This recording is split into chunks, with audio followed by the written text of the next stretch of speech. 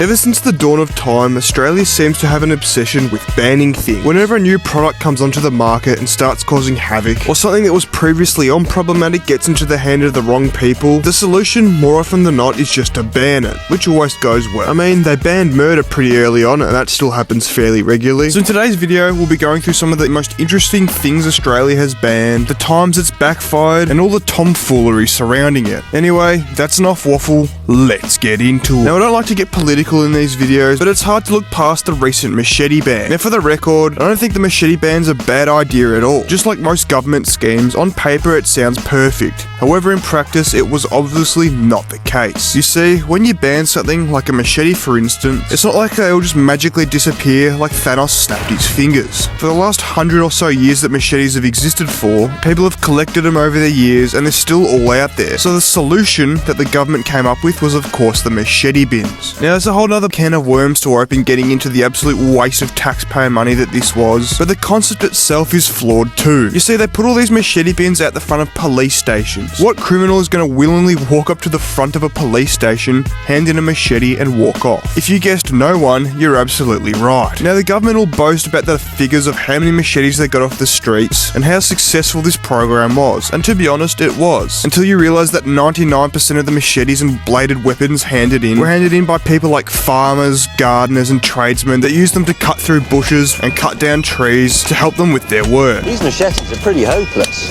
Now, what I'm saying is that I'm sure some bad people did hand them in, but it's the top 1% of the really evil people that obviously aren't going to hand them in, and they're the ones going around and making stories on the news. Now, you see, cutting the limbs off a tree is very different to cutting the limbs off a person. Obviously, this was reactionary to Victoria's growing knife crime problem, and the announcement was made on the 26th of May 2025 that by the 1st of September 2025, machetes would be banned. Now, this ban came into effect after a specifically violent weekend at the Northland Shopping Centre where 7 people were arrested following a machete fight in the food court, and that's basically where they announced the idea of the 3-month amnesty period to hand in your machetes that I just mentioned. Now, the amnesty period started only 3 months after they announced it on the 1st of September 2025 and ended on the 30th of November 2025. So people basically had 3 months to hand in their machetes at the police station scot-free. And almost a year on, almost nightly there's a news story on a new machete attack happening. Most recently, this one in Oakley's Eton Mall. So I think it's fairly safe to say, and everyone can agree with me, that this whole machete ban debacle was the complete opposite of a success. Anyway, moving on to something a little bit more lighthearted. Next up, we're going to be talking about Australia's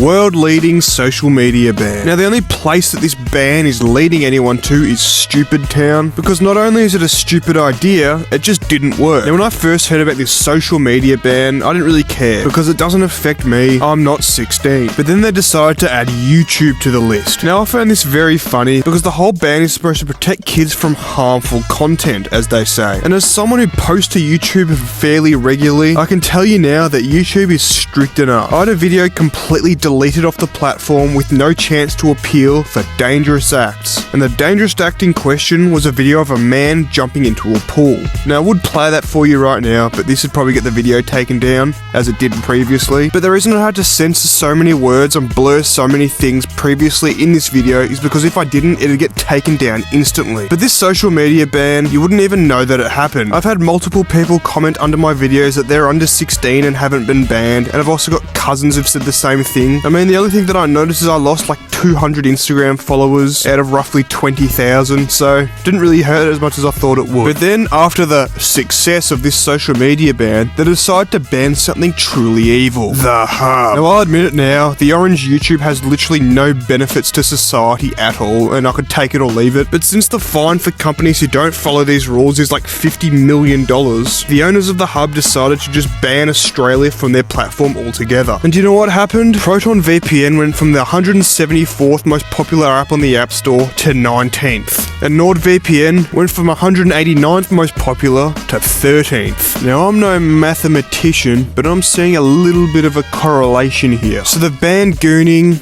they've banned hooning, but that didn't stop this police officer doing it anyway. So what's next? Let's get into the video games. Now it's no secret that the out-of-touch old fools that run Australia don't like video games. And while it's completely off topic, I think it's important to recognise the Fortnite current affair story of 2018. Now while Fortnite was never banned in Australia, while we're on the topic of video games, it'd be rude not to mention this story. I mean, just look at the sound effects they added over someone mining for wood.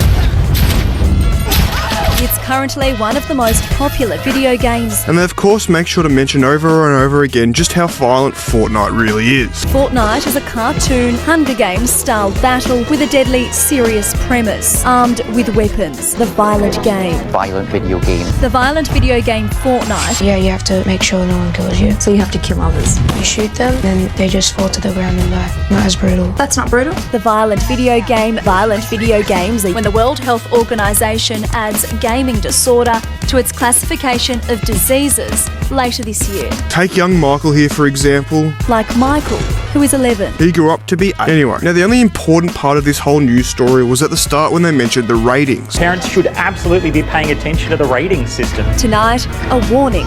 Now every single video game and movie that's released and sold in Australia has to go through our rating system. It starts at G for general, PG for parental guidance, M for medium, MA for mature audience, R for 18 plus, and then of course X for 18 plus again for some reason. And if it's too hot to handle, they just give it an RC, which stands for refused classification. Now my favourite example of this has to be the game DayZ, which was banned in August of 2019 for promoting a special Mexican herbal remedy in a positive light, despite the fact that 3 years earlier it had been approved for medicinal use. But it gets better. You see, I assume that all these parliamental decisions come from Canberra, which is where all the politicians stand around and do nothing all day and just ban stuff when they get bored. So 4 months after DayZ was banned for this disgusting depiction of such an illicit substance in a positive light, on the 31st of January 2020 it was decriminalised in Canberra, meaning you could grow your own herbs and spices for personal use and legally have up to 50 grams of oregano on you at any time without getting in any trouble. So I think that's a little bit harsh, but in the end it was all well and good. DayZ just removed the offending feature from the game and it was allowed to be put back up on shelves. They also banned Fallout 3 from Australia for adding morphine into the game, which allowed players to heal. You know who else uses morphine to help people heal?